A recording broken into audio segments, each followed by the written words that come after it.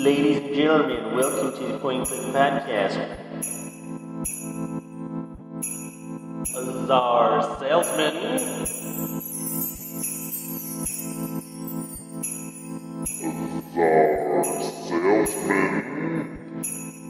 We pretend people care about our opinions. We pretend people care about our opinions.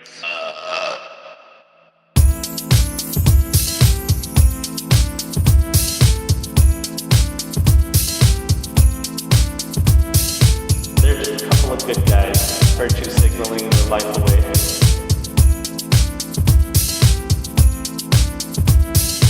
It smells like wet dog.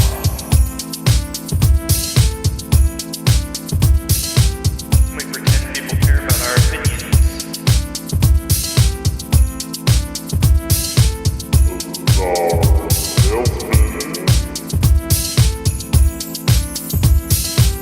We pretend people care about our opinions.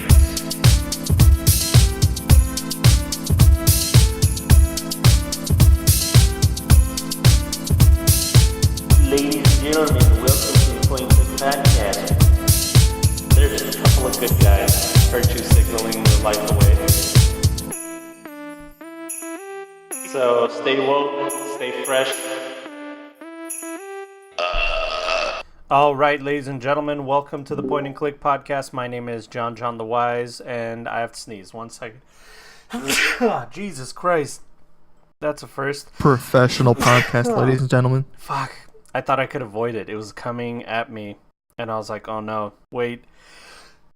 I'm allergic to Czar. Oh, Jesus. Oh my God. It won't stop. Do you not do the thing where you put pressure? Jesus Christ, John. It won't stop. Oh my God. One more still? Something. I apologize to every listener who just tuned into this outrage. I don't apologize. You know what? This is what you get, raw and uncut. Just like Czar Salesman's penis. How you doing, Czar? I don't know. Hey. I guessed. I didn't know if you were circumcised or not. I took a wild guess that you are uncircumcised. Are we correct? No comment. Oh, he's keeping his dick a secret. All right. Hope you guys had a wonderful week. We're back with some action, some violence, and whatever else. I don't know, man. I want to make it exciting for people that are listening. But we're not very exciting. Just like Czar has said, we pretend people respect our opinions. What do you say? Care about our opinions. That's what we pretend. Top of the show, just want to let you guys know we are now available on Spotify.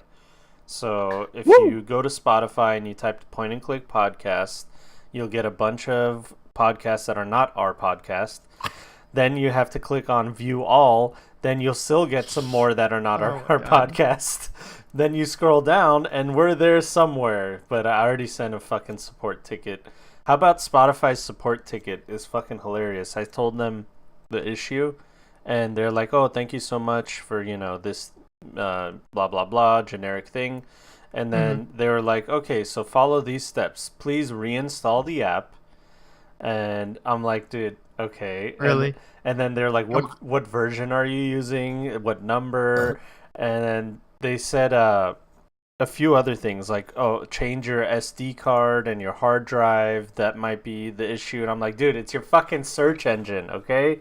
It's none of those things. So I sent adequate information, dude. I did it like an autistic person would, like screenshots, like fucking marking the screenshots with like circles and arrows and shit.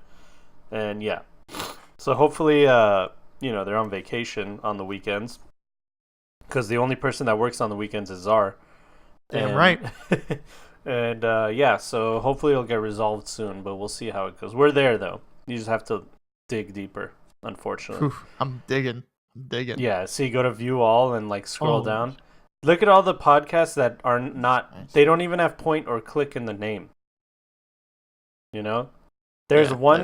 There we are. There's a podcast called the Point N Click Podcast. The point and click. Yeah, but that only has 2 episodes, and it's been updated in 2017 or whatever. And And it's the first one that shows up, dude. Holy shit! Why? I don't know, man. It was just there before us, probably. That's the only reason that I could think of. Yeah. That's the only way. I mean, why the fuck? But yeah, we're on Spotify. I'm working to get us on Google Play too. But does anybody even use that Google Play? Yeah, people do. for their It's podcasts? I don't know about that, but I mean, it's on every Android device. Yeah, but I mean, as far as like using So, like, it, if I have a music library, it's on Google Play on my phone. Okay. So, yeah, people do use it. Well, I don't know. I've been using Android since day one. I've never had an iPhone, and I've never used Google Play for my music. I've always downloaded an app or downloaded the music or something, or podcasts. Google Play is the way you legally do it, John. No. I mean, you can buy it. That's the way you legally do it. Fuck that, dude. John? No, I'm talking about above board shit. Okay, don't you ever accuse me of being a pirate. Right. Don't you ever in your life accuse me of that. Czar, what's going on this week, dude? Tell me something interesting about you. ASL. I felt like I had stuff to say until we started this podcast. So there's that. We've been painting our kitchen. Yeah. So we did that. We painted the Gay. cabinets Gay. and everything like that. We've been slowly trying to, improve the house. Let's see. Today, after this podcast, I go to meet my family in Nashville for my little brother's 21st birthday. Oh shit! Are you gonna pour tequila down his throat like a gangster? No. Is that thing gonna happen where he's gonna like chug a beer and your parents are gonna be like, "What the fuck? Where did he obtain this skill?" Unlikely. I don't think he likes beer, so I don't know. Oh, so he's gay. He's gay. Aha. No, so we're gonna go to a delicious place in Nashville. I'm not gonna say the name of it right now. Yeah, you don't want to get doxxed by our. Don't want to get doxxed.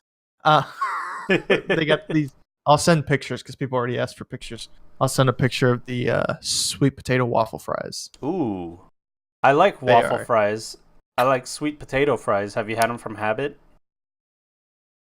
No, I don't even know what they probably don't have. Is. Yeah, they don't have Habit over there. We're on opposite sides of the country. I forgot. But I thought it was like global enough or national enough. Mm-hmm. Let's see. I wish sweet potato fries were more popular because they're just fantastic. But they have this appetizer where it's a basket of sweet potato waffle fries, topped with pulled pork and drizzled in sweet Carolina barbecue sauce. Holy shit, dude. All right, don't give me your zip code, but give me a zip code nearby. Nearby? 37042. 37042. I'm looking to see if you guys have a Habit near you. Yeah, you have one. Oh, Charlotte, North Carolina. in North Carolina, Jesus Christ. Yeah, let me drive. And it's coming soon. It's not even there yet. It'd be like, what, a 5-6 hour drive? Yeah. Jeez. Okay, very nice. Yeah, so no, you don't. It's very popular here in NorCal. It was dubbed the In-N-Out Killer, or in California. The In-N-Out Killer, 8 hours. Jesus Christ. Yeah, it was supposed to be the In-N-Out Killer. I don't think that it's an In-N-Out Killer, but I think it's a really good burger place, though. Every other restaurant has them. Yeah, and yeah, Prince, we're the 13th result when you type the name in the pod, like the full name. Spotify just puts us under like. There's one guy that posted his fucking podcast twice, and it's up there. So it's up there. Jesus, it's this. What is this place you're talking about? Habits is what you call it. The Habit. It's called The Habit. The Habit. Okay, sounds gay, yeah. But it's weird that you got some on the West Coast, and then on the East Coast, it's coast to coast, but like there's not one just like in the middle of the country. Yeah, and there isn't one in Tennessee, and it's like, why is there one in North Carolina and not in Nashville? Like, Nashville's a fucking gangster spot, right? It's like a real city, right? Nashville? Yeah. Yeah. Yeah, it's like, a real city. It's a real city. It's one of those... every day, it's more and more city-like. Yeah. Yeah.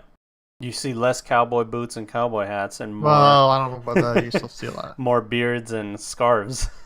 You see a lot of beards and scarves, I'll tell you that. Yeah. Oh, sweet potato fries. Every other restaurant has them, says Prince. Yeah. I don't know, man. Sweet potatoes have... is sweet potato and yam they're two different things, but I they think seem they're different things. but they They're seem the similar. same color of root. Like they're both root vegetables, and they're like the same color. So yeah, welcome to the Root Vegetable Podcast, guys. Hope Yeah, you're we're having gonna a see. win- Okay, Tell me. He said okay. And then yes, he's not. all so-called yams are in fact sweet potatoes. Oh shit. Most people think the long red-skinned sweet potatoes are yams, but they're really just a many variety of sweet potato. So they're the same thing. So wait, a yam is a sweet potato, but a sweet potato is not necessarily a yam. I guess that would be the classification. It's like the whole monkey thing, like apes and primate. It's like primates are apes, but apes are not always primates. Some shit like that. You know what I mean? I don't know. That's it. That's what we talk about here. Too many genealogy Genealogy. genealogy in that Have you thought of doing that article for me to read. Have you thought of doing that genetic testing where they swab you and then they tell you that you're Indian or some shit? Yeah, both my parents did it, so I haven't bothered to. Oh, and it just said, "Yep, you're white." Yeah. That's what everybody that I've heard that's taken it. They're like, "Yeah, it said I was white." Like super white. Yeah, it's a lot of Scotch Irish, Yeah. European, and I think my dad was like 1% Jew. Uh-oh. So, what, did he cut off his pinky? Because he's like, I'll never. There it is. That's where all of it is. It's 1%. I mean, it's got to be somewhere, right? It's just stored away, the Jewness. Uh-huh. The Jewosity. Oh, man. Have you been playing any cool... You've been playing that Outward game. What's that game all about? Yeah, so interesting. So this week, actually, I've been playing more games than usual. Yeah. I've been playing RuneScape as usual. No, well, yeah. So I've been playing some RuneScape, some Guild Wars 2, League of Legends, and Outward. Yeah. So Guild Wars 2 is just one of those, let's just play this. Yeah, one of those games that we come back to every now and then and level for like a week and then stop. Dude, I have like 10 level 30 characters because that's when I give up. That's like the sweet spot of when I stop playing. Really? Yeah, 30 to 40. But we'll see how long I last this time. Yeah, I have a few games that I've been playing, but tell me about Outward. I have it on the screen right here. So Outward, I ended up yesterday pretty much playing it all day. Probably ended up putting about 15 hours in it just yesterday. Yeah, keep talking. I'll be right back. With my little brother to test out the co-op. The co-op was actually a lot of fun. So essentially Outward is this high fantasy survival RPG. So you gotta think like Skyrim and Dark Souls, high fantasy, because the combat's more similar to Dark Souls. But so the setting of the world is very similar to something high fantasy like Skyrim, except for that you are just some dumb bumfuck citizen. You're not the chosen one. You're not anybody impressive, and your job is literally just to survive in this world and try to progress your life. So I've seen that advertised where they're like, "You're just a nobody." What's just a nobody? How do they make you feel like you're a nobody and not a hero? Because I got two shot by a bird. Oh. It was like I got two shot by a pigeon. Okay. So the combat is very punishing. So you can't like roll up on a group of bandits and just be like, "I'm gonna fuck all you bitches up." Yeah. That's not gonna happen. They're going to bend you over and rape you. Give it to you. Right. So you have to be very careful. Like even starting out, fighting two hyenas is like you're probably going to die. Wow. Yeah. So, and the combat is similar in Dark Souls, just because the rolling gives you iframes. So you're better but off. it's Oh, sorry to cut you off, but so it's a co-op game. Does it feel like you'd be better off surviving with other people? I played yesterday. When I played that much, I was playing co-op with my little brother, and it was a lot. I had a lot more fun playing co-op. Even though the enemies do get harder, they get more health, and I think they maybe hit a little harder, but they at least get more health. Okay. Combat was still easier with two people. Yeah. And like it felt like we both like were we're struggling through this together, had each other's backs, because one of us could distract enemies while the other one does some sneaky stuff or sets up a sigil on the ground for some fireballs or stuff like that. And you can set up traps and different stuff like that. You want to prepare for battle. You don't want to just rush in towards a group of enemies and be like, we're gonna fight now. You want to okay, you make a plan, you drop your backpacks, you sneak around a rock, you do strategic stuff. Big shout out to T for the 22-month sub. Thank you so much. So you feel like just a normal person, you and your buddy go around. That does feel like you're not that powerful. Yes, and I mean, obviously I haven't gotten to any sort of later game content, but there is stuff where you do get more powerful because you can get magic and other stuff like that, and magical weaponry and stuff, but you're still just you're not innately better than anybody else. Okay, but do you get better the more you play? You'll get stronger, and then there's permadeath, right? There's no permadeath. No. Oh, so you can come back and get your shit. It handles death in an interesting way. Death is more like a random event thing. So if you die, something happens. I actually chain died. I got killed by a hyena. Okay. I got 1v1 soloed by a hyena. Nice. Scrub. And he drugged me off to his hyena den where I woke up. And then I got killed by another hyena. And then I woke up next to a campfire with a note from an adventurer that had found me and nursed me back to health. Oh, so you don't actually die? You don't die, you get moved around, random events happen. Me and my brother got thrown into a prison by some bandits, and we had to do some tasks to help some people get a shiv or work our way out of it. There are several different ways to work your way out of it, but they take all your shit, and we had to sneak around, try to get some of it back. What is all that stuff randomly generated? Some of it's randomly generated, but specifically the prison that we got stuck in there's a fortress, because there's I think 8 dungeons per map area. Okay. And so one of the dungeons is Fort Vandal or whatever, and we walked in there to go check it out, and we talked to this guy, and we just got kidnapped. And so it's part of that fort is you don't want to go and do that because you get thrown in the dungeons. And then he'd completely lost his backpack forever and 200 silver that was in it.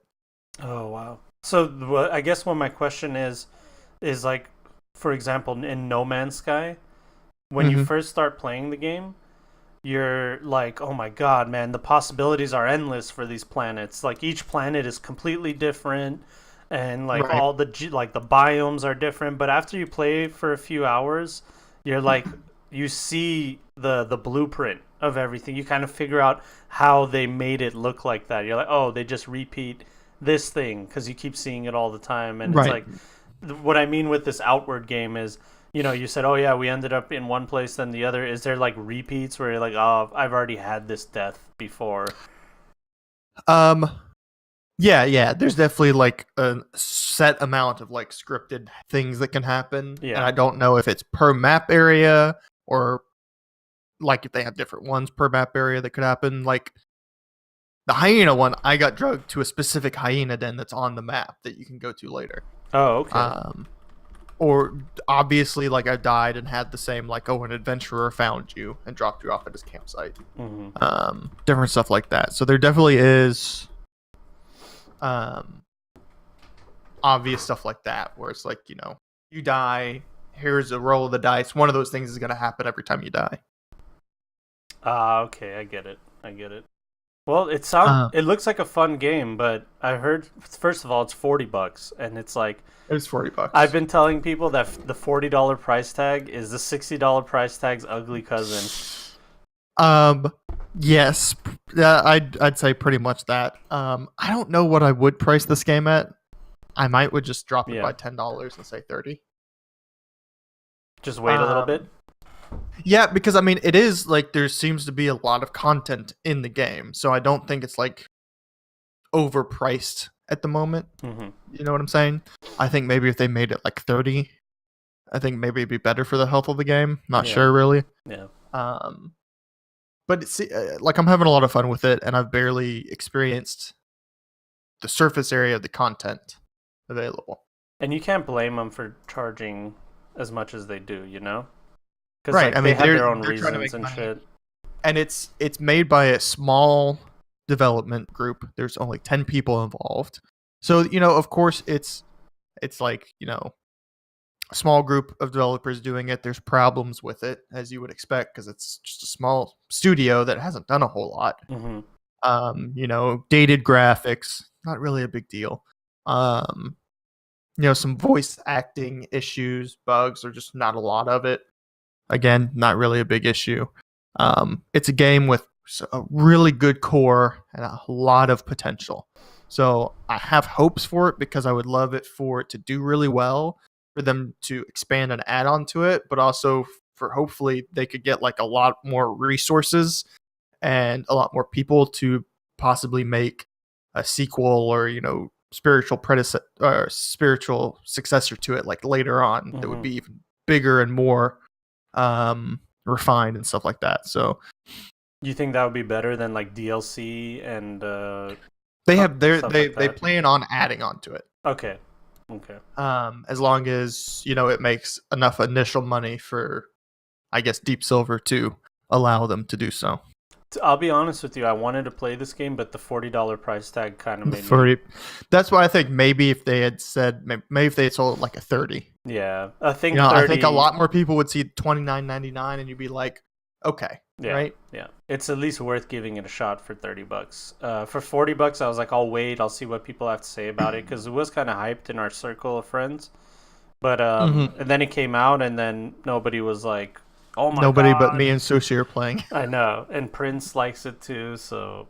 me and Prince tried to play to co-op when it came out, but their third-party service they use for online co-op was shitting the bed. Oh, really? Did they ever fix it? Yeah. Me and my brother played co-op all day yesterday, okay. So it works just fine. I'm actually intrigued by the split screen, because if I have like a buddy over, I know that's weird, like split screen in 2019. No, I think them having split screen is fucking fantastic. It's fucking great, dude. It's such a good idea to do, Yeah, you have it, couch co-op on console. You can also do split screen on PC.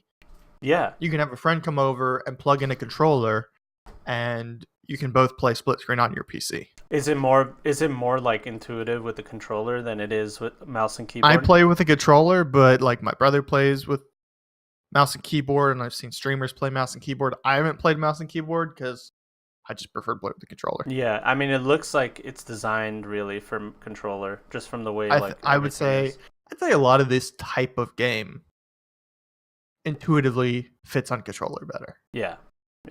I found like beat 'em up hack and slash games have just worked so well on the controller. Does it have like auto targeting and stuff? Yes, you can lock onto a single target. Okay, cool. Yeah, the worst thing in games like this is fucking bad controls, and you die to bad controls, especially when it's hard. Like I'm watching right now, this guy's fighting two beetles. Is that like a scary situation? That's a me shitting my pants situation. No way, dude. Yeah. The giant beetles are fucking scary looking too. Oh, they're fucking him up. Oh yeah, that guy's probably dead. Yeah, he's dead. So you're constantly fighting for your survival in the game. Tell me about the map, because I know the maps. So you can't just like open a map and it's like you are here and you're facing this direction. No, it doesn't. None exactly. Of that, right? So you have a compass. Yeah. That is always just on the top of your screen, so you can always orient yourself. You can look at the map. It doesn't show your current location on the map. You simply have to go off landmarks and your compass to get around the map and environment. Okay, so it's a Dark Souls style hard game that doesn't hold your hand, and holding hand, and doesn't apologize for killing you. No, and you die, you have to find your equipment if you die, you can lose stuff permanently if you die.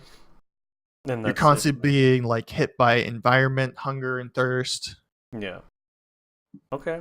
Well, yeah, no, I'm definitely gonna give it a shot soon. I might even just get it, to be honest. Because I heard there was bugs and stuff. I think I'll wait for the first major patch and then I'll buy it. Yeah, I would wait and see how the next major patch does, because there is some I think there's some optimization issues that need to be addressed. Okay. Maybe, and then there's a couple bug things. There's some quality of life stuff that needs to be changed for like online co-op, things that make sense for same console split screen co-op. Mm-hmm. That once you put it online, don't make a whole lot of sense because I'm bringing my character over to my brother's game. Well, I don't have access to my stash anymore. That's kind of an issue. Yeah, that's a bummer. But it's small stuff that's quality of life because I can just simply switch back over to mine, dump my stuff that I got in his game into my stash, jump back into his game. Yeah, but that's so quality what of they life, should yeah. do, just quality of life, is bring my stash with me when I go over to his world. Yeah. There's some bugs like some of the death sequences, like when you die and stuff, like your backpack gets stowed somewhere. Like bandits take it and put it somewhere, or you keep your backpack. But when you're doing co-op, there's some bugs that will make somebody's backpack despawn. Oh shit! So and then if you go back to your game, your shit's gone. Yeah, your shit's gone. Oh. So I started, when I'm with my brother, we started leaving like important stuff and large chunks of our silver in stash. Yeah. When we go out, because we don't want one of our backpacks to despawn and be like, oh, I just lost 200 silver. So you're giving the main player, like the one that you're in his world, you're like, here, take my shit, put it in your stash. You can. I just jump back to my own world. Is it that easy to jump back into your own world and stuff like that? Yeah. It's in the menu. You hit start and you say stop offline play, and it jumps you right back into a short loading screen, and you're back at your lighthouse. Okay, that's good at least. That's good. So, yeah, it's not hard. It's not time consuming to jump from your friend's world back to your world if you wanted to. So you won't have to worry about like, oh, how do we keep our silver separated or anything like that. Like, it's a quality of life issue, but it's not like strenuous or time consuming to simply jump back to your world, throw some stuff in your stash, and jump back in. Yeah. I'll tell you what, from watching the game, I like the element of like, oh, look, there's something over there. And it's not like on a map or anything. There's no marker like in Skyrim where it's like that's a point of interest. Yeah, there's some markers on the map for the major stuff, like some of the dungeons. Yeah. But there's plenty of stuff on the map that's not marked. And it's also, it doesn't tell you like you are here. You have to actually look at your map and go like, okay, we were around this spot last time. So let's just go north and maybe we'll find something there. Yep. I like that. There's an emphasis on exploring the map without a lot of direction. There's, a main quest line. Yeah. And like that's like it. And the last thing, oh sorry, go ahead. I didn't know. And so like there's not quests that are pointing you around the map. Here, go do this area and clear out this dungeon, or stuff like that. It's just up to you to go look around, explore places, see what you can do, run into difficult situations, and then decide on how to tackle them and go back and prep and stuff like that. I get it. Okay, that sounds fun. The last thing is and then we'll move on to the news, is there's a survival element too, right? Where you eat and sleep and drink water and stuff like that. Mm-hmm. You have 3 needs: food, water, and sleep. Mm-hmm. At under 75, when any of them fall under 75%, you get a small debuff. Like hunger or thirst, small. Just like stamina regen, or things cost a little more stamina. Mm-hmm. And then I think it's sub 50%, you become very hungry or very thirsty, and it's a larger debuff. Okay. Food, you find some meat, you cook it over a fire. Food, obviously, you get a water skin. You have to get clean water, not salt water. Mm-hmm. Stuff like that. It's not very difficult at all to stay fed and hydrated or sleeping. But if you're complacent, then you'll be like, oh shit, I totally forgot about that. Right. And You then do need to make sure before you go out adventuring, you're like, oh, I need to make sure, is my water skin full of water? Do I have enough rations? Using salt to turn food into rations. Mm-hmm. You don't get it's like 150 food per ration. Whereas if I made a beef stew, it'd be like 250 food. But that beef stew is going to go bad. Yeah, I get it. So while it's better for cooking stuff like nice recipes, you want to do it more like I'm setting up camp. Let me go hunt a deer. I got some of these other ingredients, and then I'll cook a stew and eat it tonight. Whereas Okay. if you don't want to prepare a bunch of stews and just let them sit in your inventory because they're probably going to go bad. Okay. All right. Well, hey, man, sounds fun. Actually, I might actually give it a shot soon. I wanted to play the game, but I was like I said, $40, and then It's I the was like, $40. That's why I really do think dropping it down to a $30 would have been better for the health of the game. I think. yeah. But then I was just like, okay, let me try to get this itch scratched by playing Guild Wars. That's why I started playing Guild Wars again, because I was like, Oh, it's pretty okay. much kind of the same thing, maybe. But no, it's not the same thing. It's not. It's not. No. All right, let's get on to the news. How about that? Let's go. We got a few things to talk about. All right, first thing is not this. I don't want to talk about that first. Let's talk about EA laying off 350 people in marketing, publishing, and more. Now, this just proves, in my opinion, that the Blizzard and Activision layoffs, and there's a few other ones. Who else did some layoffs? We talked about them. Was Well, it Take-Two?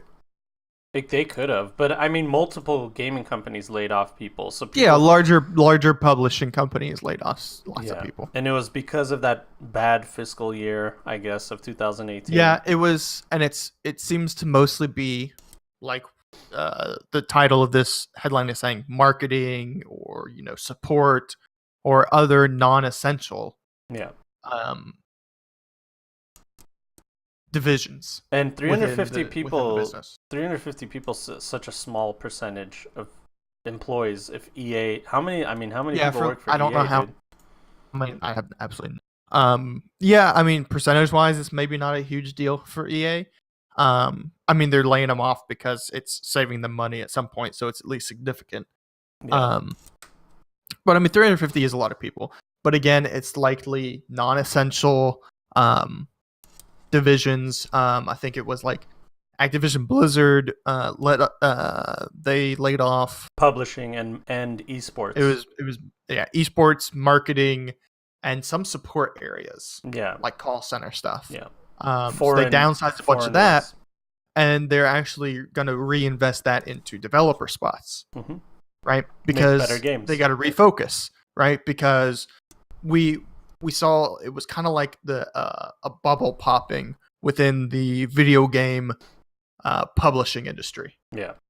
These large companies that got so big, making billions of dollars, and then it sort of ground to a halt because infinite scaling is very hard. Yeah. Infinite growth is very hard. Well, they used a bunch of that to, push marketing and other stuff like that. Well, when you hit a peak and you're like, oh, well, people aren't buying our games anymore because we haven't invested enough money into the thing that matters, the product. We're losing money now. They have to restructure, refocus. Yeah. That's exactly what EA boss Andrew Wilson says here. And Prince did the math. He said 3.7% of their staff, which is, sucks for those people, but it's not too crazy. No, it's nothing too crazy. I mean, I'm sure it's, somebody there is running the numbers. They're like, okay, here's who we need to let go. And then they're either going to use that, as just, they're going to reinvest that money of those salaries into whatever their restructure plan is. And he says right here, we have a vision to be the world's greatest games company. This is Andrew Wilson, the boss of EA. If we're honest with ourselves, we're not there right now. We have work to do with our game, our player relationships, and our business. So there's a recognition in EA that people do not like that. Oh, wow. Yeah. It's great. I mean, that's actually good news, dude. Because there's a lot of companies that decide to put their head in the sand. Mm-hmm. Like Hi-Res is one of those companies. They're just like, we're just gonna keep doing what we want to do. Yeah, we're gonna keep sabotaging ourselves and not listening to our player base and fucking up our games, and they've just been suffering from it nonstop until Erez finally stepped down and left, and I think now they're actually trying to, do better for themselves, But another thing about this article is I've heard that these 350 people did not get a severance package. That does suck. Yeah, that's kind of a especially bummer. when you look at, there are these large companies like EA where it's like you can afford it. Yeah.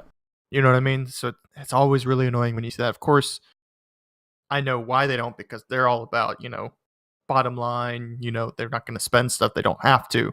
So if they can get away with not offering severance packages, they're going to, but it's still shitty. Yeah, it is shitty, and I've had millions of jobs where they never gave me a severance package, so it's not crazy, Oh But no, that's it's common, but so for these common. large companies, it's less common, I think. Yeah.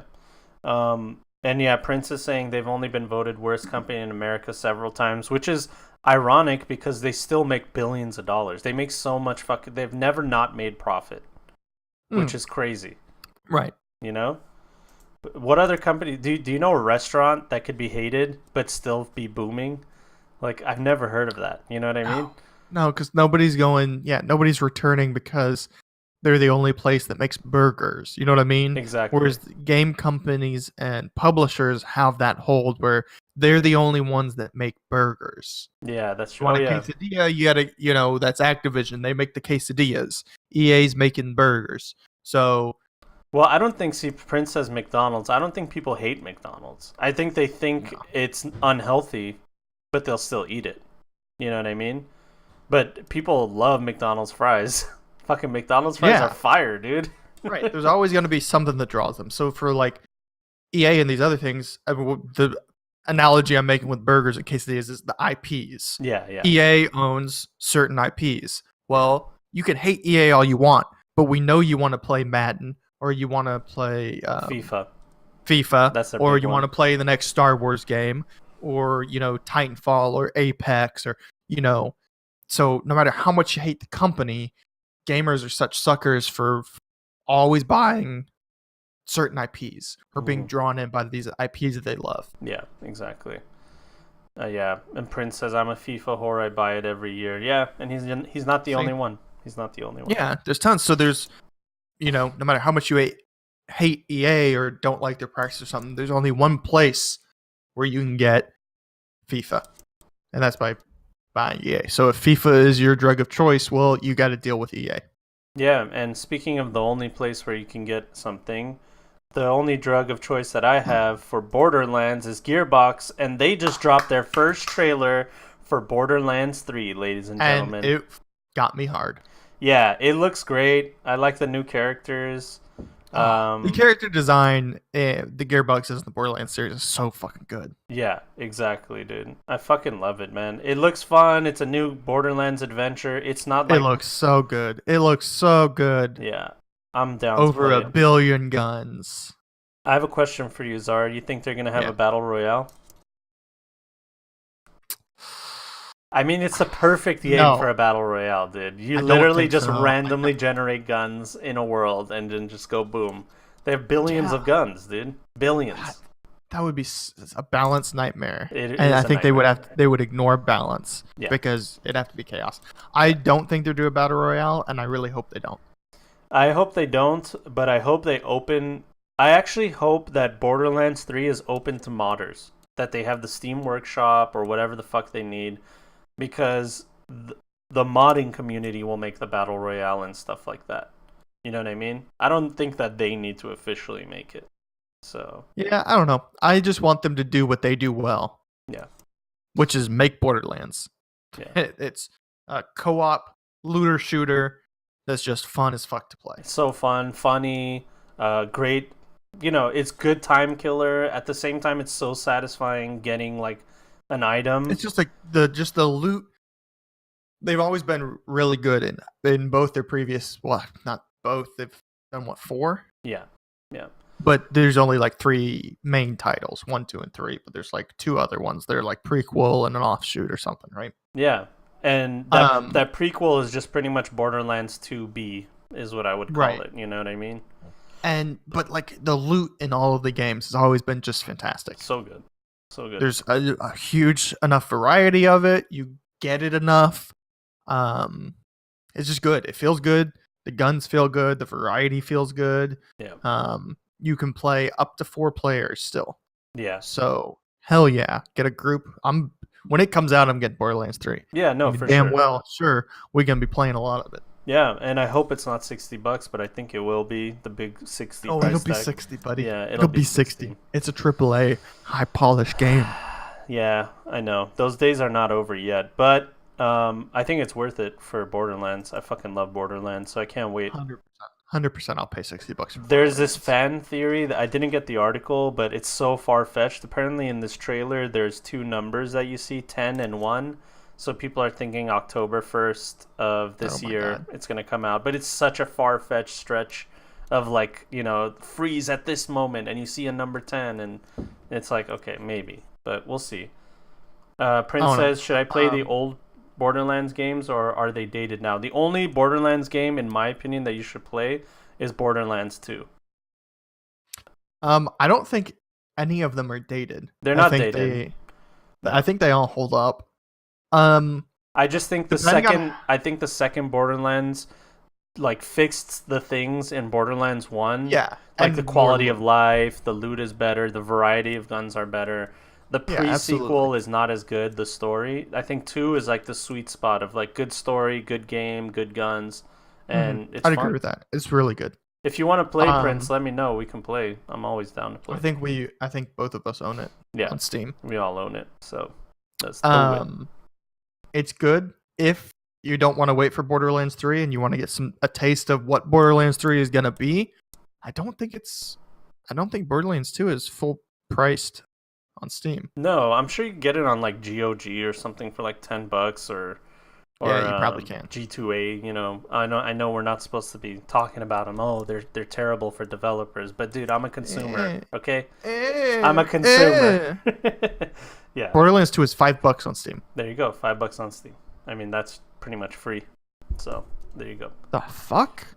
Is it on sale? Borderlands 1 is $20. What the fuck? Borderlands 2 is $5 right now. Yeah, and it is the better game in my opinion. I mean, if you want play 2, if you like the story and you fell in love with it, then play 1 just for the story. But it's not that much different. It's on sale. That's why it's a 75% off right now. Borderlands 2 for $5. There you go. Everybody out there, go get Borderlands 2. Don't be a loser. So that's it. So good luck to Gearbox. Hope that shit drops real soon. People are lit. I mean, look at these comments. Dude, watch the trailer. It's so fucking good, dude. This GIF says it all, dude. All right. So good. The character design is always... God, it's such a good game series, dude. All right, next piece of news. So Sean Murray, the guy behind No Man's Sky, I'm sure you guys have seen him and his memes. Oh, man. You've seen these memes a million times. Yeah, him. He writes on Twitter, I just locked myself out of my hotel room with no wallet or ID. They asked for a Facebook account to prove who I was at the desk. I don't have a Facebook. I ended up having to use a GIF from Reddit for ID. So he showed them his memes. The memes about him. He's like, yeah. There's some memes to identify myself. So that's fucking hilarious, dude. This tweet is doing better than some of our announcements. Stop retweeting immediately. Yeah, this meme of his mind being blown. People threw it around because they're like, making fun of the game when it was shitty. Now it's a cool game, and there's some cool updates for it. Yeah, but he's an idiot. But yeah. By the way, we talked about it last episode. There's some new No Man's Sky stuff coming out. One of them, they just revealed is VR support. So the next new one, it was like 3 things. So one of them is VR support. Oh boy! I think Cox VR. will be so excited. No, he said get that game away from me. He's done. He put like 1,000 hours, and he's like, get this fucking game away from me. Yeah. So I think that's funny though that you use memes to be like, yeah, that's me in the meme. That's me. Check it out. See, proof that it's me. So good for him. Good luck on No Man's Sky. I did write him an apology tweet, by the way. I tagged him, and I was like, listen, I said some fucked up things about you and the game when it first came out, but I just want to say good job with all the changes, and I'm sorry. I'll never apologize for the fucked up shit I said about that game. Yeah, because you're a piece of shit, Zara. That's it all holds true. All right, next piece of news. Sony will stop retailers selling PS4 download codes from April. From April or in what? Wait, I read that wrong. Starting April 1st, 2019, you can yeah, that's a terrible from April. I don't know, man. Yeah, that's bad. Well, the correct would be starting April, like at the end. This makes me think last April's codes are bad. You know what I mean? So yeah, the reason I think this is significant is because I think we're moving in the direction of everything being DRM, everything being online, consoles releasing without an optical disc drive. Oh yeah, And that's yeah, coming. and when you go to like places like, I mean, GameStop's obviously going out of business, but you're gonna go and find like kiosks with codes for like Oh Xbox yeah. and stuff. Well, I mean, like PCs were ditching optical drives a long time ago. Yeah, Um, operating systems don't ship in CD form. They haven't for a while now. yeah. Um, it's just CDs are going the way of floppy disk, boys. And so many It's a thing of people the have past. access to decent internet now, where you can just download games, and it doesn't Yeah. take like the whole day. So, this is the way of the future. That's why I wanted to look at it. And looks like Sony is pigeonholing. If you want to buy something, PlayStation Network, and that's it. If you want to buy something PlayStation, you get it from us. You don't get it from anybody else. You have to go to our PSN store and get everything. And I think that's pretty much what everybody's going to start doing. You know? Yeah, and I think definitely these companies, the console companies, want this to be the future, especially because it cuts down on production costs. Oh yeah, dude. Big time. When you don't have to spend the money on physical distribution, physical production of the DVDs and everything like that. I think it's going to take a lot longer before that stuff goes away because you have people that, well, they can get a console and they go out and they buy the games because maybe they don't have a good internet access or whatever. Yep. So it's still going to be many years before they can actually get rid of that. But, who knows? We might start seeing more things being shipped to like digital stores where it's more like you receive it in a different form. Yeah. Like you bring your device in and they put it on it or something like that. Who Yeah, knows? and think about anytime they have like an issue with like, I'll tell you, for example, when I worked for that DVD testing company, we watched that Star Wars The Clone Wars. So that Clone Wars animated series, it's huge, right? Yeah. Everybody fucking loves Yeah. that thing. Well, one of the seasons, the English the French audio was English audio, and we missed it, dude. We totally like worst thing to miss. They Wow, it John. was it was Not out good in job. dude. It was out in stores. It was on shelves, everything, and so they had to fucking halt production, recall those things, remake more discs. Like the cost of that was insane. Imagine if that Now we happens. know why John got fired. Yeah, it wasn't me, dude. I wasn't on that shit. Okay, but imagine now, like they'll be like, oh yeah, just take the download off the store. We'll fuck with the build. We'll Yeah. put a new Change it. upload the new build, and that's it. Boom, update goes out to everyone. So much less cost. You call Czar on a Sunday night, and you go, hey, Yeah.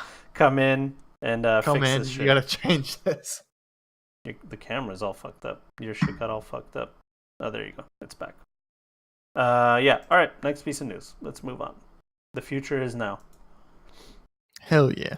Divinity Original Sin is getting a spin-off tactics game, which I saw this and I was like, wait a minute, isn't it a tactics game already? I don't understand it. They're putting out a new spin-off. It's a strategy game called Divinity Fallen Heroes, and it'll be out later this year for multiple platforms. Yeah, I mean it's already a tactical game, isn't it? That's what I thought. So I don't know. I mean, maybe people that have played the game, can you guys let us know? Here's Or the is like, am announcement. I unaware of like a genre difference between what they're talking about here? Yeah, the reveal trailer. I'm fast forwarding through it. I don't see any game. Oh yeah, here's some gameplay. Is it a versus game? I guess they're just focusing on the combat and none of the story with this game. Is what they're trying to do. I have no idea. No idea. It looks good though. Right here they're saying there are some interesting twists. Yeah, they're pretty much saying which already pretty tactics-ish in the first place, but there are some interesting twists. Divinity developers Larian Studios and co-developers Logic Artists are promising narrative decisions, diplomacy, and some other familiar strategy mechanics, like technology trees and special unit recruitment. How is that a different... I mean, I don't know. It's a spin-off game. That's it. It's basically Yeah. the same type of game. It's just a spin-off. Yeah. Yeah, that's what it seems like. I mean, but for them to say it's like a tactics, like they make it seem like it's a different game with the same lore. You know what I mean? But it looks like Right. the same game. It's an isometric RPG like Baldur's Gate. It looks the same. Yeah, everything looks the same. But I don't know. I could, did you like Divinity Original Sin? Did you ever play it? I never played them. I have a friend that loves those Yeah, games. yeah. Loves those games. I And wanted he to love just it, tells dude. me everything about them, but that's just not my cup of tea. I wanted to love this game, to be honest with you, but it's so like it's one of those games where like combat is like you pause, you tell this guy go there, do this with that thing, and interact with this thing, and then you do that with all your guys, and they have a million options of stuff that you can do, and you're like, man, there's just so much. It's like it's too slow paced for me. I like, give me the cool thing about Diablo 3 that made it so arcadey was like you have four things that you can do.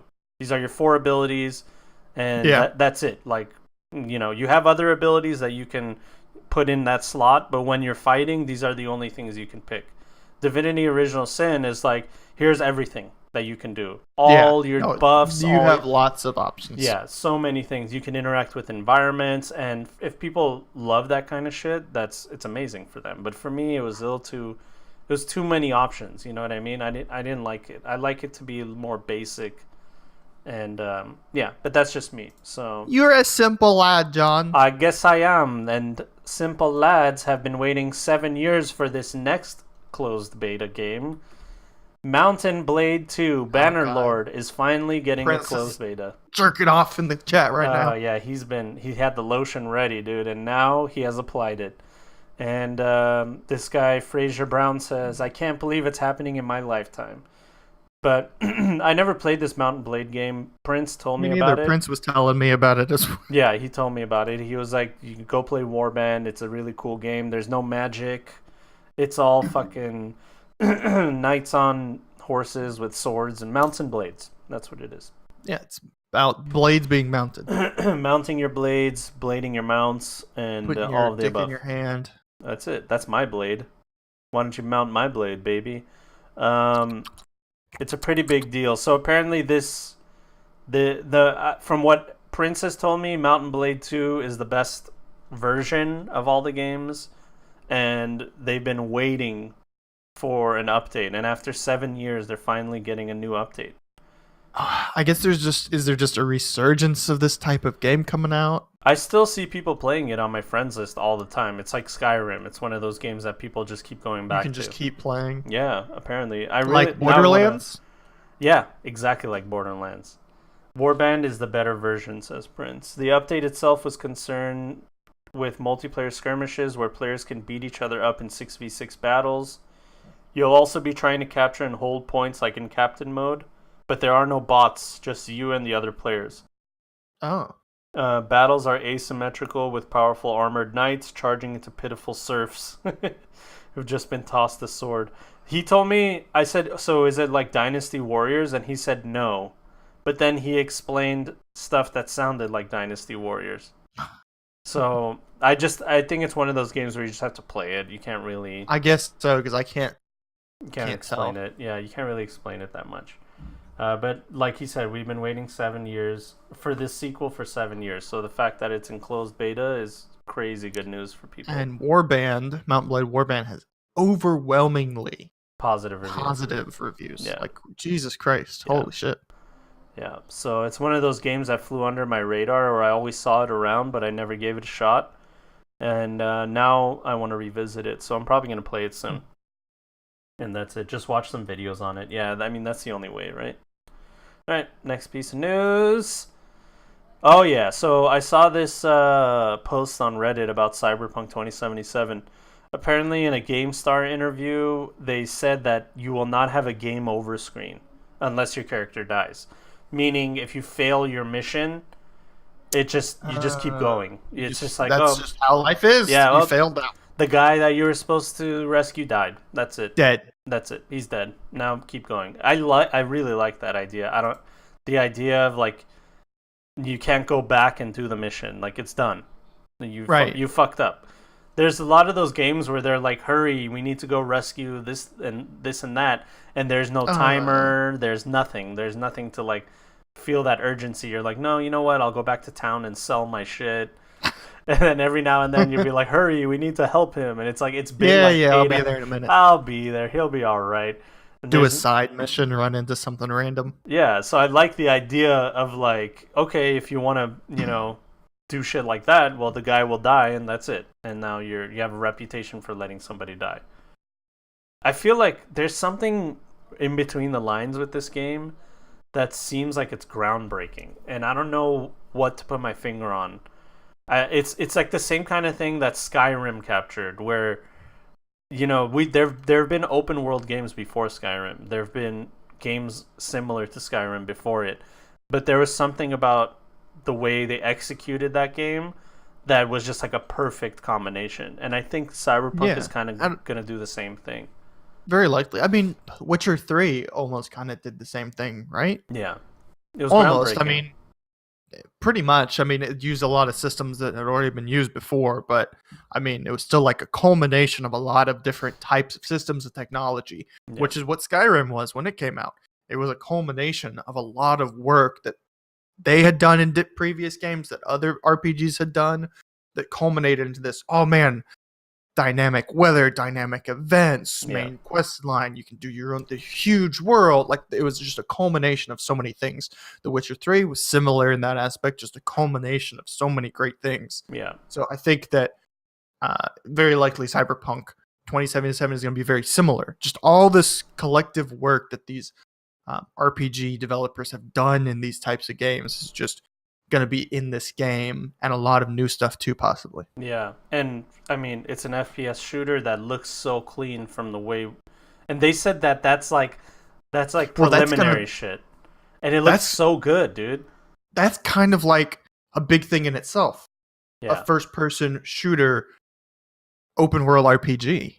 Yeah, and I know Fallout is out there, but I don't. It looks so much better than Fallout. It looks so much better. It does. Yeah. But like Fallout's the only like big one that I can think of that's like, well, you can. Skyrim is first person, but it's not a first person shooter. No. Like Fallout's the only other one where it's like it's a first person shooter, open world RPG. Yeah. Well, this is like the only other big name one that comes to mind at all. Yeah. And even then, it seems like it's very different of a first person shooter than what Fallout is. And it feels, the reason why, in my opinion, Skyrim does so well is it captures that thing that D&D does and tabletop role playing does, where it's like there's no limitations to what you can do. You can do anything. You can get yourself killed within 2 seconds of the game by just picking a wrong fight with somebody, or you could do something epic, like get into a highly defended prison just by sweet talking one person and like convincing him that you belong, and like now you're in where you're not supposed to be. And Skyrim kind of had those moments, and what it seems like with this game is you're gonna have a lot of that going on. You know what I mean? So we'll see. A game like this, I can't even think of the words right now, but I mean, it's going to have a lot of situations where it's just going to make this type of game like Skyrim did in the past many years ago when I first got it. Yeah. Like, it's just going to have those moments where you're like, oh, this is the game I've been, wanting to play again, that I haven't gotten this type of feeling of enjoyment since a game like Skyrim. Yeah. It's crazy. So obviously we can't wait. I mean, how many episodes are we going to talk about how we can't wait for this game to like it finally fucking comes out, dude? Oh man. Prince says, I say it's closer to Fallout New Vegas than Skyrim. Yeah, I agree. It's just like that whole general, feeling of the open worldness. And you know what it is about it? It's like in Skyrim and Fallout, if you see something, you can go there.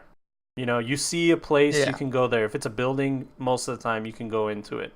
And they said with this game, like, if you see a place, a building, you can go inside of it, and you can go to every floor in the building. It's not like, this place is blocked off by trash. They do that in video games, how the stairway's blocked off with trash. You're like, oh, Yeah. come on, man. So yeah, can't wait. All right, next piece of news. Oh boy, Ark Online. So Wait, YouTuber, people play that game? yeah, and it's funny when people make a post about like how the studio's bad and they do bad practices when it's like, yeah, dude, I don't even play the game and I know that they're fucking assholes over there. But check this out. It's YouTuber makes video exposing broken game mechanic, gets globally banned by game Yeah, developers. I saw that. Okay, so since then they have unbanned Oh, him. was this about Ark? Yeah, it was about It was Ark. Ark. Oh man, Yeah. I read the headlines from multiple places that mentioned it, Yeah. but I didn't see it mention that it was Ark. Yeah, so I'll show you. The guy's name is HOD Gaming, and apparently he's one of the largest content creators for Ark. And in this video, this is the video that he got banned from. He pretty much shows you how you can clip through the environment. Yeah. And this is a bug that's been in the game for 3 years, they say. And what that basically does is you break into the environment, you clip into it, and then you like leave the game. So here, I'm just going to rewind this video. So he's on his like mount, he clips into like a mountain, and he eats a bunch of narcotics. Apparently that's the next step. I don't understand this game at all. It's good. What This is- is good. Yeah. Then you Like like shoot up some heroin. yeah, then you leave and you come back and now you're no clip. Like you can go through walls and buildings and Oh, God. so in this game where like you can make your own base and there's locks to your doors and stuff like that, it's super problematic. You know? Right. Absolutely. You can totally destroy somebody's life work just by fucking walking into it. And he prefaced this. I watched the video. He prefaced the video by saying, "Hey, look, this is not me trying to teach you how to do this thing so you can cheat. This is me trying to expose this so they can finally fix it because it's been going on for too long."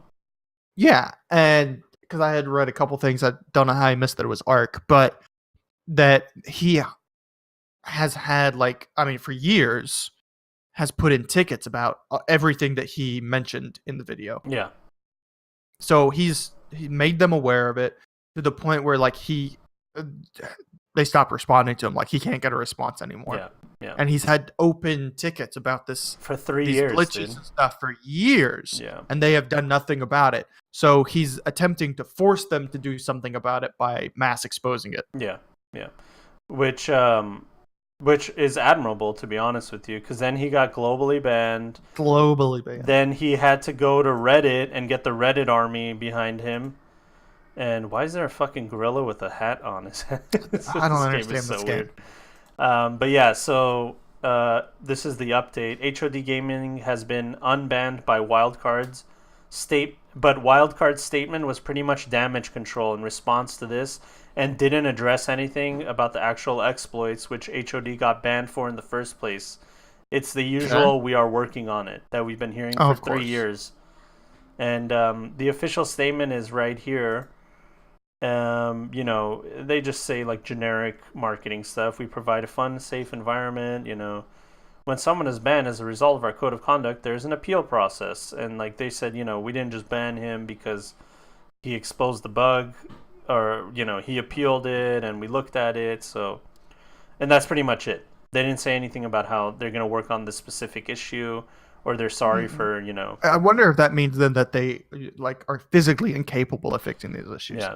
It's one of those things where people would say like fix PUBG, and then I think we finally realized that they can't. They can't because they just don't have the talent or resources. Yeah. So that's that with Ark Online. I mean, dude, by the way, that image, if you've never played Ark Online, if you just look at that So banner, confusing. look at this banner. There's like a T-Rex with a guy in a knight armor, and people have guns. Arrow, people with machine guns. There's like an orbital blast. Like, what's going on in this game, dude? What the fuck is this game? Anyway, yeah, that's it for that. So, good for you, Reddit army. It sucks that Reddit. It sucks that you need to like. It sucks that this has to happen for someone to get unbanned. You know what I mean? I mean, they should have been able to fix their technical issues. Yeah. They shouldn't need somebody to like expose them like that. Yeah. All right. Next piece of news. Let's move on. Oh boy, guys, get ready to squad up with Twitch. So Twitch is going to roll out this new thing called squad streaming. It's only available to partners. And what you pretty much do is you and 3 other streamers can stream on one screen, kind of like how we already have like Khadgar and those other third-party websites. Multi-stream ones. Yeah, those multi-stream websites, but this is officially supported by Twitch, so you'll have all the emotes, you can sub, like it'll be all one chat.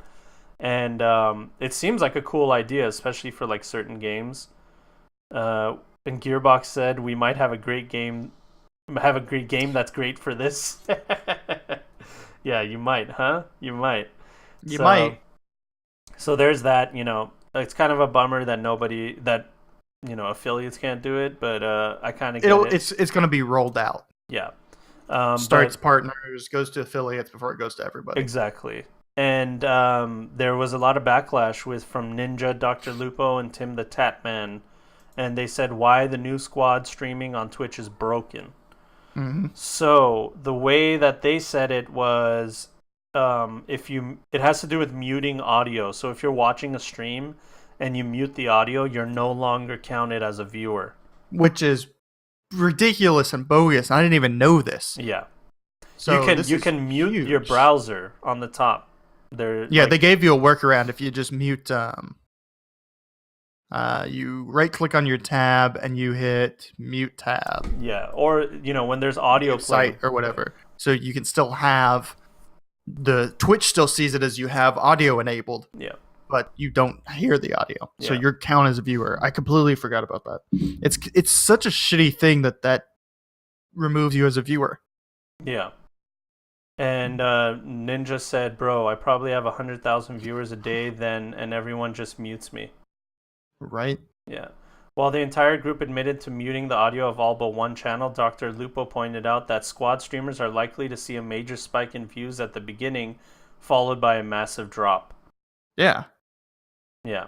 Lupo then gave out some useful advice for users to combat this flaw, muting the tab, exactly what we just said.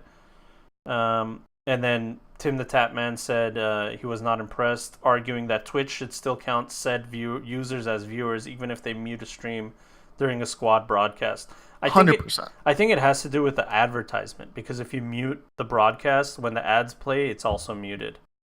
Yeah, but still, I don't care. A viewer's a viewer. If Exactly. there's somebody making an impression on the site, regardless of whether they have the stream muted, they should count as a viewer. I think Twitch having them not count as a viewer is a huge mistake. They need to fucking fix that. Yeah, so I guess their gripe is if I have 4 people that I'm watching at the same time in squad view, let's say Dr. Lupo's my favorite of the 4, I'll just mute the other guys because I don't want to hear what they have to say, but I do want to watch what they're doing. You know what I mean? Because I can hear them talking in Discord to each other. So right, so why would you have this? Yeah, having all the streams unmuted would be chaos. Yeah. Would be just noise. Ridiculous. Hey, thanks for the donation times a It'd million. just be, and because especially if they're doing a squad thing, they're on Discord together. And then Yeah. you have delay issues. So you're hearing them and then hearing them over Discord, each other's Discords, all at the same time, all their game sound. Like, it would just be overwhelming and insane. Yeah, so you do have to mute. There's no other option. So by doing that, now you're taking away views from certain streamers. Yeah, so streamers are saying... You ruin the entire concept of doing it. Yeah. So these big streamers are saying we're not going to... I mean, it's designed for these guys. It's literally designed for these guys. And they're saying we're not going to use it, dude. You know what I mean? Yeah, because why would you? I mean, it defeats the purpose. Yeah. T is saying mute tab in Firefox works, but mute site in Chrome doesn't. Ooh. That's so weird, dude. Okay, Timmy, hold on one second. I'll let you out. But that's it. So, yeah, for now, I would say we'll see. Hopefully they change that. And they fix that. But, oh, look at that. Twitch streamer Pink Sparkles rage quits on boyfriend. Oh my God. Great news. Thanks. Why is that a picture of Asmongold? Yeah, is that her boyfriend? I don't think so. Rage quits. Yeah, boyfriend Asmongold in game Apex Legends. Asmongold's be fucking that bitch. Are you serious? Hold on, I got what the fuck? He be fucking that bitch. Yeah, Kaiser knows. He's like, that is her boyfriend. Maybe they What the fuck? Maybe they only have that boyfriend girlfriend online relationship just for the gram. He wanted to play with them titties, says Kaiser. Jesus Christ, Kaiser, you What the fuck? You sneaky little guy, dude. Holy shit.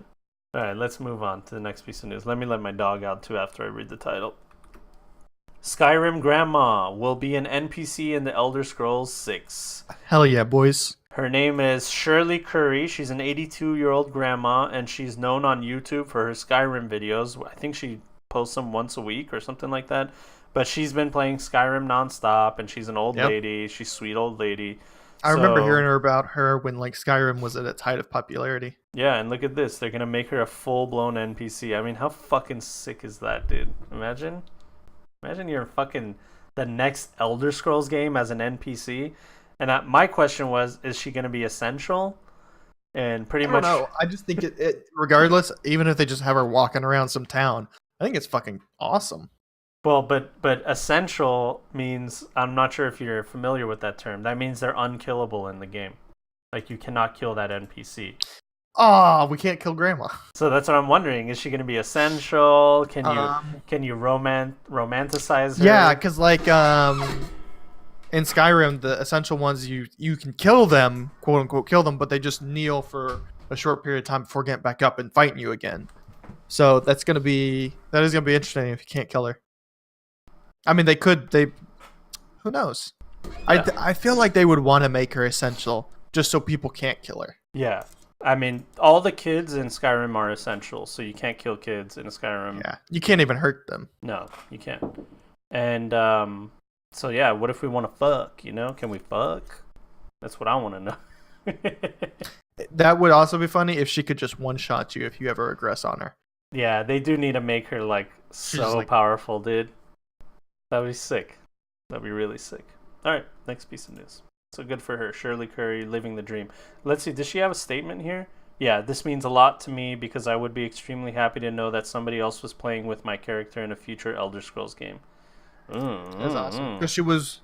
Hey. Because I think she actually said she was worried that she wasn't going to live long enough for the next Elder Scrolls game to come out. Yeah. I don't think you type disable, Prince. I think you go set essential, and then you have to find their ID, and then there's mods for it. Yeah. I mean, there's mods for killing kids, for sure. There's mods for everything. But what does that say about somebody if they download a mod? I want to be able to kill kids. You know what I mean? Why does that mod exist? Why? All right, next piece of news. Forbes magazine. We've been talking about this in my Discord, but so Dave Thier of Forbes magazine writes, Sekiro Shadows Dies Twice needs to respect its players and add an easy mode. So his argument is that if they care about their players, they'll add an easy mode because that doesn't take away the hard mode that exists for the players that do like that thing. And it's just an extra option. You don't have to pick that option, but why not provide it just so I can casually play this game, is his argument. Now, my question to you, Czar, is does he have his period all the time because he's a little girl? No. Tell me your honest opinion. Okay, so my take on this was the article was fucking atrocious. And full of horrible takes and horrible reasoning, but mostly because I want to reject the premise that difficulty or anything about it has to do with respective players. Yeah, that's so stupid. So the entire whole, like, he's basing his argument as a counter argument to the fanboy argument about, like, oh, well, the game, respects us because it's hard. That's a stupid fucking thing to ever say. Yeah. So him writing an article as a counterpoint to that is going to be a stupid, shitty article because it's addressing a stupid, shitty premise. Yeah. It's not about respect. Nothing about difficulty or any of this has anything to do with respect at all. I mean, you can delve into a lot of subjective and cultural arguments about what and what isn't respect. It's a subjective, abstract term that's different from culture to culture. So that baseline, in my opinion, makes it stupid to argue about. Yeah. The game is the way it is because they designed a certain experience, right? And in From Software games, I would say, especially with how they do their storytelling, I would say that the difficulty, the experience of you progressing, learning the systems they put in front of you and conquering them is more integral to the game than the story. It's part of it as an experience, like they're one in the same. Yeah. Whereas a game like BioShock Infinite, you have multiple difficulty modes because the main essence, the main experience of a game like BioShock Infinite is the story telling that it presents to you. Yeah. So if you want to have a more laid back experience while that story is told to you, you can. And it doesn't really take away from the experience that the game designer wrote and designed. Whereas a game like the From Software games, the Souls series, and the other ones, Bloodborne and Sekiro, that's completely different. Mm-hmm. The way the systems are designed and the difficulty and are just as integral as the story. Like, it's such a big part of it. So I don't think that I don't know. I just think it's a stupid argument to make from that angle. So the article was saying they really disrespect, poorly reasoned. The way they're saying that they disrespect their players by not adding an easy mode is just so ridiculous. It's stupid. Because now, there is one decent point he briefly tries to make, but it's what the whole article should have been about if he wanted to actually address something real, which was the people with disabilities or something like that. Yeah. But that's a whole other issue within the gaming industry that's constantly being tackled, and I don't think it's the job of From Software as a designer to do so. There's a lot of other stuff that the game industry could be doing to address disabilities and other stuff like that doesn't include completely redesigning the experience of a game like the From Software games. Yeah, the onus has been on, I mean, not onus, but, you know, well, it's been like on the physical development of controllers and different stuff like that. That kind of accessibility stuff. We've seen is stuff what's like needed that. to help with disabilities, and I don't think that it needs to be part of game design. Because if you simply make the game easier, I mean, it's not the way the designer designed the game to be experienced.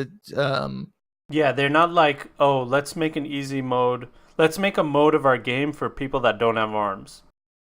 Like, they can't. Right. They can't do that. You know what I mean? They just have to be like, this is the game, this is the experience, this is our art, because it is art at the end of the day. And you play, and I think the other guy that wrote the article, he said it better, is like, you play it or you don't. Yeah. It's like, this is the experience. You either do it or you don't. That's the option.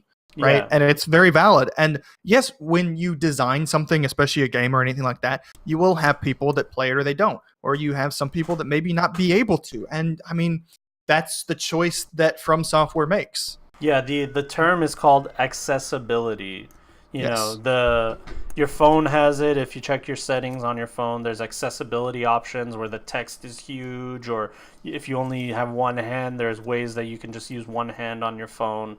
And that's, like I said, that's on the developers of whatever platform you're using to figure that shit out. Right. And Microsoft is doing stuff like that with this like crazy controller that they showed, that we talked about before.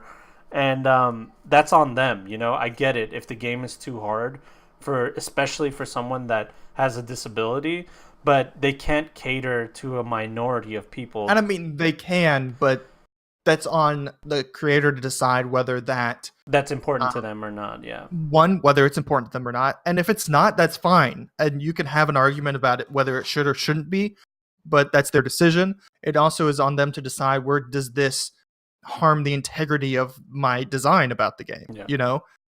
Which I feel like from the design standpoint of From Software, it does, because like I said, the story, the way it's told and the way the mechanics and everything's integrated in the game, it's like one and the same. Yeah. The struggle you experience within the game is more important, or as much part of the game as any part of the storytelling is. Like, it's part of the storytelling.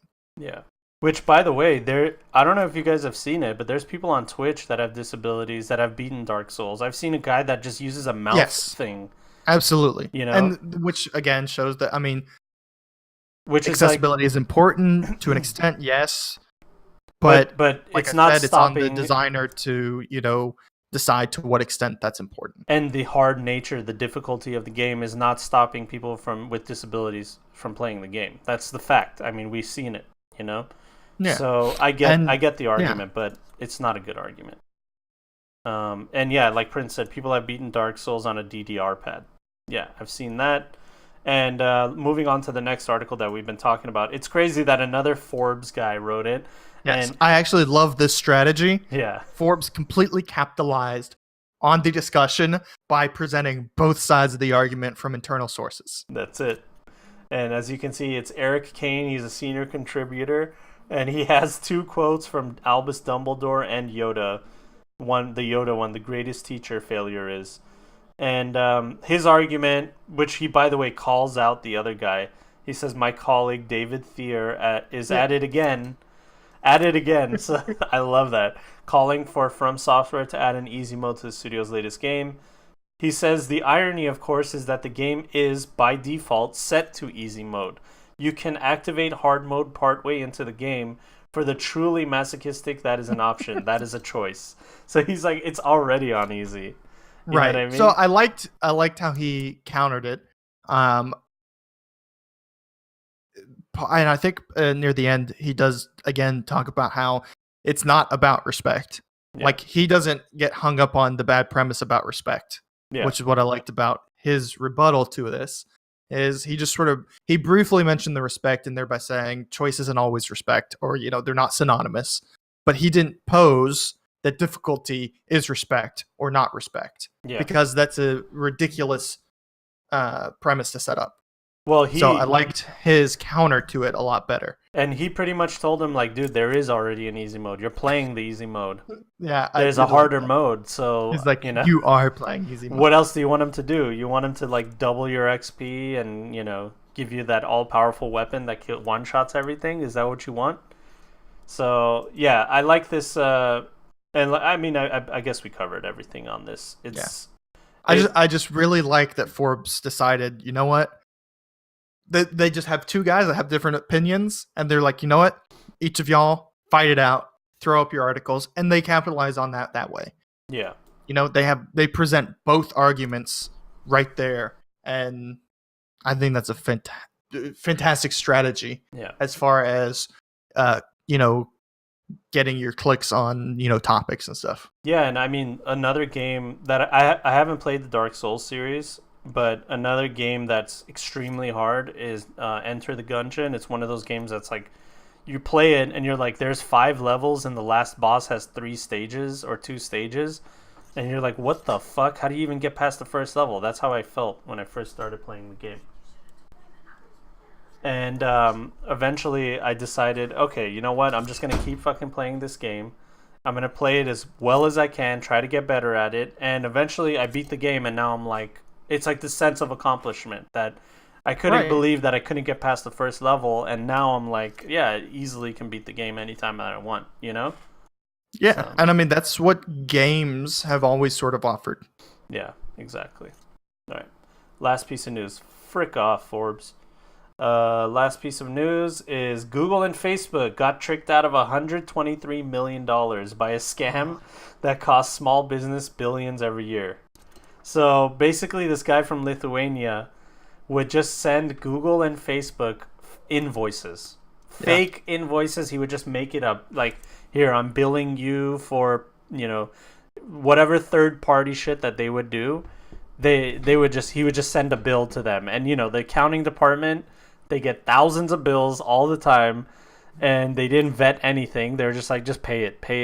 Right. And well, not only that, but he registered a company in Latvia. Yeah. He posed as like a Chinese third party that they deal with before. He faked emails from corporate. Yep.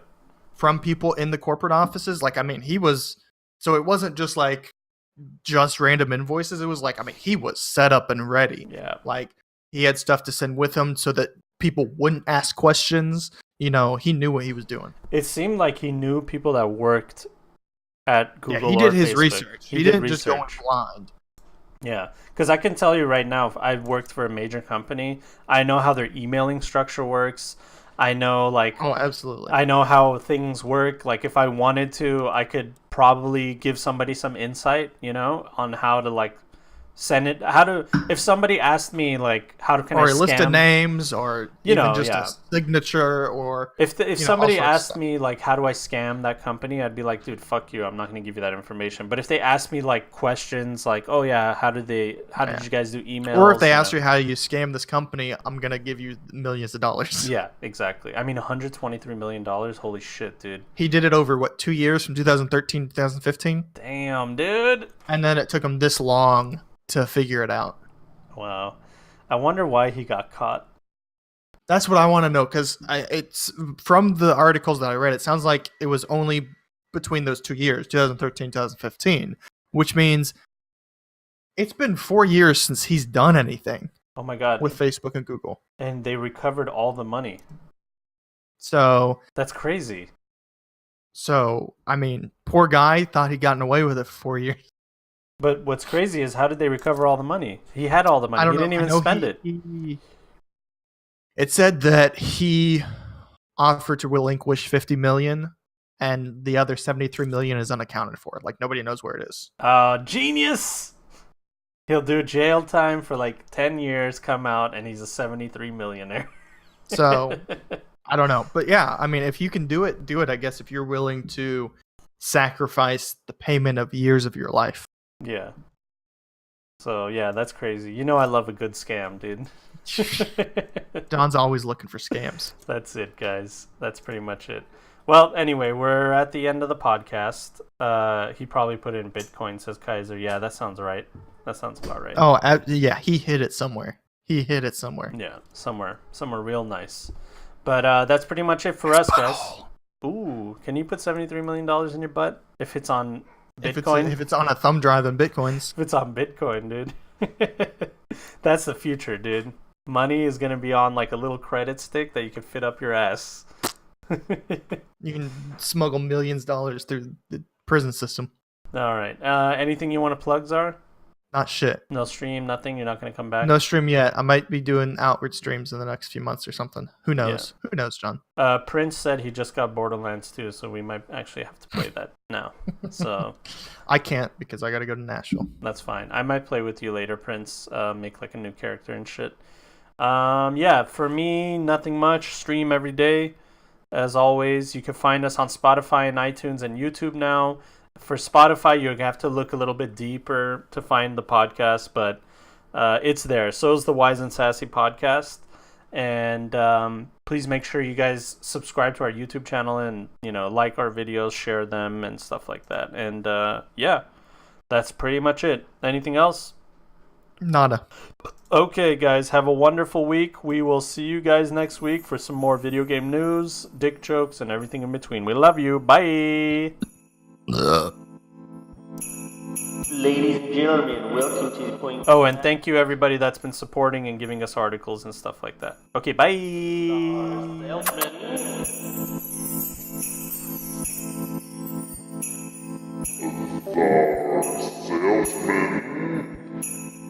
We pretend people care about our opinions. We pretend people care about our opinions.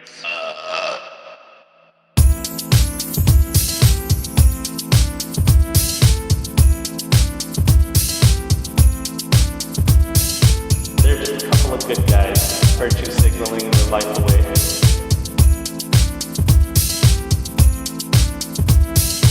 It smells like wet dog.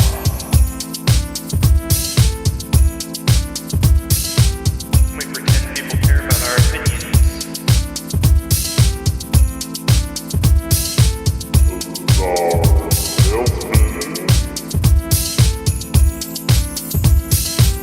We pretend people care about our opinions.